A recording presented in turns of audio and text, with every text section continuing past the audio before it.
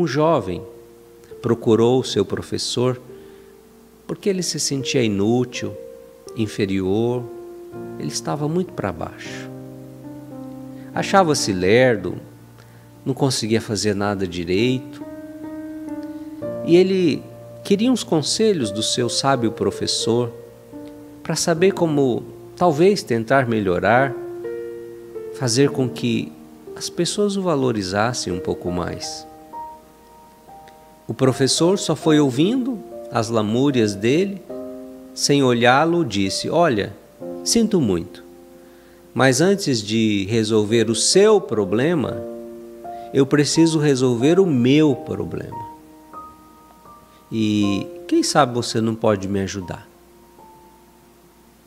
E aí o professor tirou um anel da gaveta, um anel bonito, umas pedras assim bem brilhantes assim, e o professor entregou aquele anel ao rapaz e disse assim: olha, vai lá no mercado, no centro da cidade, na praça, eu preciso vender esse anel porque eu tenho umas dívidas aí que se acumularam e eu não estou conseguindo pagar as minhas contas, eu tenho uma grande dívida. E aí eu preciso tentar vender esse anel, é tudo que eu tenho. E você, então, sai aí perguntando para as pessoas se alguém tem um interesse. Mas olha, não venda este anel, não entregue, não aceite de vendê-lo por menos de uma moeda de ouro. Naquele tempo eram moedas que as pessoas compravam e vendiam. O menino pegou o anel e foi, meio a contragosto, desanimado, oferecê-lo aos mercadores da praça. Eles olhavam por algum instante, observavam, analisavam aquele anel e perguntavam para o menino quanto que ele queria naquele anel. Quando o menino falava uma moeda de ouro, riam na cara dele. Outros largavam o menino falando sozinho. Somente um velhinho, um pouco mais amável, explicou para aquele jovenzinho: olha, filho, uma moeda de ouro é muita coisa, é muito valiosa para esse anel. Abatido por mais um fracasso, o rapaz voltou à presença do professor, dizendo que o máximo que lhe ofereceram por aquele anel foram 2 moedinhas de prata. Ouro, nem pensar. Então aquele professor, dono do anel, respondeu àquele jovem que seria importante então saber o exato valor do anel. E aí ele sugeriu ao jovem que fosse lá no joalheiro da cidade, para o joalheiro fazer uma avaliação do valor do anel. Mas aí o professor fez uma recomendação para o aluno: não importa o valor que ele te ofereça, não venda este anel. O jovem, ainda desanimado, foi lá novamente.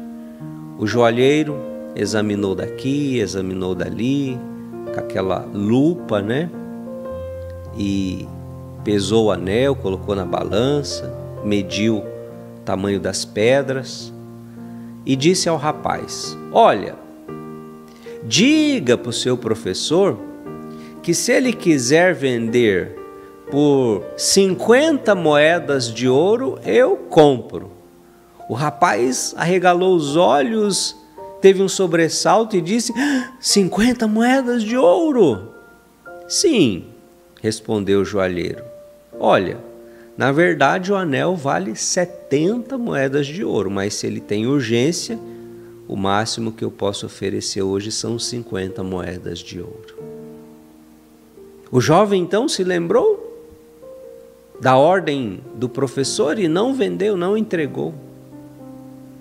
E aí voltou correndo para dar a boa notícia para o seu professor. E depois de ouvi-lo, o professor disse: sente-se, meu caro, sente-se, meu jovem. Olha, você é como esse anel. Você é uma joia única e valiosa. Não existe ninguém no mundo igual a você. Você é uma criatura única. E você é como uma joia. E você também é muito valioso. Mais valioso que esse anel. Mas, como toda joia preciosa, somente pode ser avaliada por quem entende de joias. Ou você imaginou que qualquer um poderia descobrir o seu valor? Sabe, o único que tem a capacidade de nos avaliar o nosso real valor é o nosso Criador. É aquele que nos criou. É aquele que entende de joias. E aí então aquele professor foi fazendo aquele menino que se sentia desanimado, inferior, a compreender o seu real valor. O professor guardou o anel e continuou. Todos nós somos como esse anel, somos como essa joia, valiosos e únicos aos olhos de Deus. No entanto, andamos pelos mercados da vida, pretendendo que pessoas inexperientes nos valorizem.